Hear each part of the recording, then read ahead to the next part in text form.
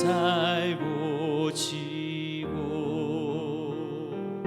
영원한 주님 내 승리의 주 하늘의 기쁨을 주옵소서. 어떠한 고난이 닥쳐와도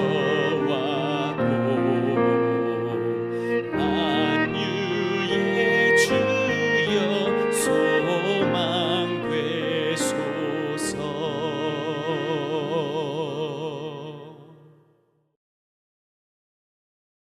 오늘 아침 함께 묵상할 하나님의 말씀은 요나서 1장 17절 말씀과 2장 1절과 9절 말씀입니다. 함께 읽겠습니다. 여호와께서 이미 큰 물고기를 예비하사 요나를 삼키게 하셨으므로 요나가 밤낮 3일을 물고기 뱃속에 있으니라. 요나가 물고기 뱃속에서 그의 하나님 여호와께 기도하여 나는 감사하는 목소리로 주께 제사를 드리며 나의 서원을 주께 갚겠나이다. 구원은 여호와께 속하였나이다 하니라. 아멘. 하나님의 얼굴을 피해서 다시스로 도망가는 배에 올라탄 요나는 폭풍을 만나게 되고 자신을 배 밖으로 던지라라는 그의 요청에 의해 그는 배 밖으로 던져지게 됩니다. 그는 떨어질 때까지 떨어졌습니다. 깊은 바다에 빠져서 이제는 죽을 수밖에 없는 상황이 되어버렸습니다. 그러나 그는 죽지 않았습니다. 하나님이 그를 구원해 주셨습니다. 17절 말씀에는 이미라는 단어와 큰 물고기를 예비하사라는 표현이 등장합니다.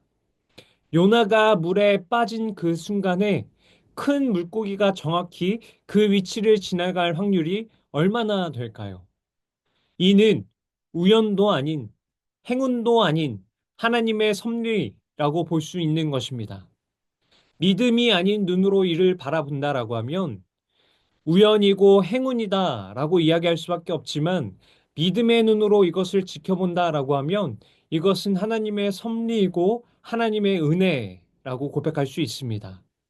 하나님의 얼굴에 피해서 니느웨가 아닌 다시스로 도망치려 한 요나였지만 아무리 도망쳐도 하나님의 손바닥 아니었습니다.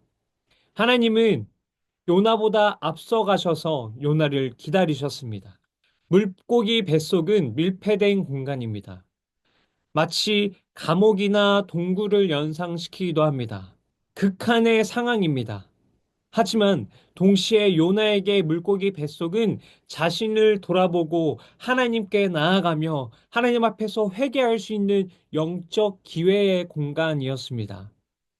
우리에게는 조용히 골방에 들어가서 하나님의 말씀을 묵상하고 기도하는 시간이 필요합니다. 골방이라는 특정한 공간이 아니더라도 오늘날 그리스도인들에게는 하나님과 단둘이 대화할 수 있는 하나님 앞에 나아갈 수 있는 시간과 공간이 필요합니다. 물고기 뱃속에서 사흘이라는 시간 동안 요나는 무엇을 할 수 있었을까요? 그것은 바로 기도입니다. 기도는 아무것도 할 수 없을 때에도 할 수 있습니다. 기도는 가장 비참하고 처절한 순간에도 할 수 있습니다. 기도의 힘을 모르는 사람은 기도가 아무것도 아니라고 생각할지도 모릅니다. 그러나 기도는 모든 위대한 일의 시작이며 인생의 핵심입니다. 기도하면 문제의 실마리가 풀리기 시작합니다. 기도로 일하는 법을 배우지 못한다라고 하면 진정으로 일을 하지 못하는 것입니다. 기도할 때 하나님의 손이 움직입니다. 기도는 믿는 자의 특권이자 그리고 믿는 자의 능력입니다. 기도할 때에 하나님이 우리의 삶에 역사하시기 시작합니다. 요나가 바다에 던져졌지만 그 바다는 요나를 죽음으로 삼키는 바다가 아니라 기도의 자리로 부르는 바다였습니다. 니느웨로 가라는 하나님의 말씀을 들은 요나는 물고기 뱃속에 삼켜질 때까지 기도하지 않았고 자신의 판단과 자신의 생각으로 행동했습니다. 그리고 그 결과로 그는 큰 어려움을 당하게 되었고 그제서야 하나님 앞에 기도하기 시작했습니다.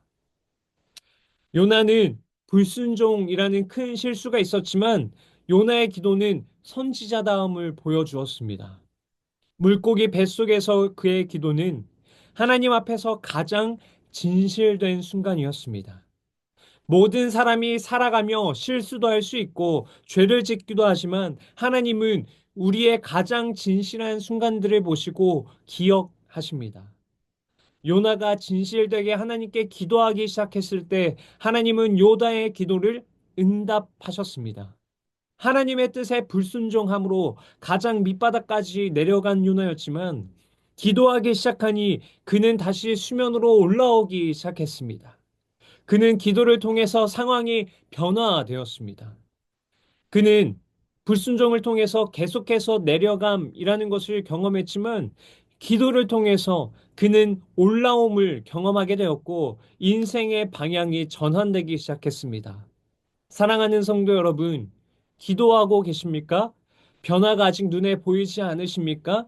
하지만 우리의 삶은 하나님께서 수면 위로 올라오게 하고 계시다라는 것을 늘 기억하시기 바랍니다. 요나는 기도하는 과정에서 매우 핵심적인 고백을 합니다. 그것은 구원은 여호와께 속하였나이다 라는 그의 고백입니다. 일반적으로 많은 사람들은 인생의 상승 곡선에 오르면 하나님의 은혜를 잊어버리곤 합니다. 비유하자면 인생의 정점에서는 하나님의 은혜를 기억하지 못하다가 바다 깊은 곳에 떨어지어서야 그제서야 그 은혜를 기억하게 되는 것입니다. 인생의 밑바닥에 이르면 하나님의 긍휼과 은혜를 구합니다. 그러나 고난과 괴로움의 바다를 벗어나서 다시 높은 곳에 오르기 시작하면 그때에는 다시 하나님의 은혜를 잊어버리고 내가 했다, 나의 공로다라고 고백합니다. 우리는 요나의 말씀을 통해서 늘 잊지 않고 기억해야 할 것이 있습니다. 그것은 인생의 밑바닥에서 하나님의 은혜를 구한 경험, 그리고 인생의 구덩이에서 하나님의 은혜로 건져진 기억을 말입니다. 우리는 하나님의 은혜를 잊지 않기 위해서 늘 기억하고 노력해야 합니다. 우리를 건지시는 분은 오직 하나님이십니다. 사랑하는 성도 여러분, 요나의 이야기는 하나님의 섭리와 은혜를 생생하게 보여줍니다. 요나가 아무리 도망치려고 해도 하나님의 손길을 벗어날 수 없었고 깊은 바다 속에서 하나님의 은혜는 그를 붙들어 주셨습니다. 그의 인생의 가장 낮은 순간이 그의 기도의 가장 진실한 순간이었고 그 기도를 통해서 그의 상황은 변하기 시작했습니다. 우리의 삶도 요나의 삶과 다르지 않습니다. 때로는 실패와 좌절, 죄와 불순종으로 인해 밑바닥에 떨어질 때가 있습니다. 그러나 그곳에서 우리는 하나님의 긍휼과 은혜를 새롭게 경험할 수 있습니다. 하나님은 우리의 기도를 들으시고 우리의 삶을 다시 일으키시는 분이십니다. 요나가 고백한 것처럼 구원은 여호와께 속하였나이다 라는 이 고백은 우리의 삶에서도 동일하게 적용됩니다. 우리의 힘으로는 아무것도 할 수 없지만 하나님의 은혜가 우리를 붙드십니다. 요나를 통해 우리를 끝까지 사랑하시며 붙드시는 하나님의 손길을 늘 기억하시길 바랍니다. 그리고 그 하나님의 은혜가 우리를 어떠한 상황에서도 떠나지 않음을 믿으시길 바랍니다. 오늘도 그 안에서 살아가며 우리의 삶이 하나님께 영광 돌리는 도구로 사용되시기를 소망합니다. 기도하겠습니다. 사랑과 은혜가 풍성하신 하나님, 우리의 연약함과 불순종에도 불구하고 언제나 우리를 붙드시고 은혜로 인도하시는 주님께 감사드립니다. 때로는 요나처럼 주님의 뜻을 외면하고 우리의 길을 고집하며 도망칠 때가 있음을 고백합니다. 그러나 그럴 때에도 주님은 포기하지 않으시고 가장 깊은 바다에서도 우리를 찾아오시고 붙드시는 그 은혜에 감사드립니다. 언제나 요나와 같이 고난과 실패 속에서도 주님을 찾게 하시고 주님의 은혜로 다시 일어서게 하여 주시옵소서. 구원은 여호와께 속하였나이다 라는 요나의 고백이 우리의 삶 속에서도 실제가 되게 하시고 모든 상황에서 주님의 은혜를 기억하며 살아가게 하여 주시옵소서. 이 모든 것 예수님의 이름으로 기도드립니다. 아멘.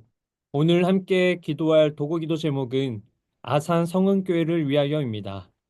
예수님을 깊이 알고 예수님을 사랑하고 예수님의 말씀에 기쁘게 순종하는 목회자가 되도록 예수님을 알고 믿고 사랑하고 예수님을 증거하는 예수 공동체가 되도록 기도하시기 바랍니다.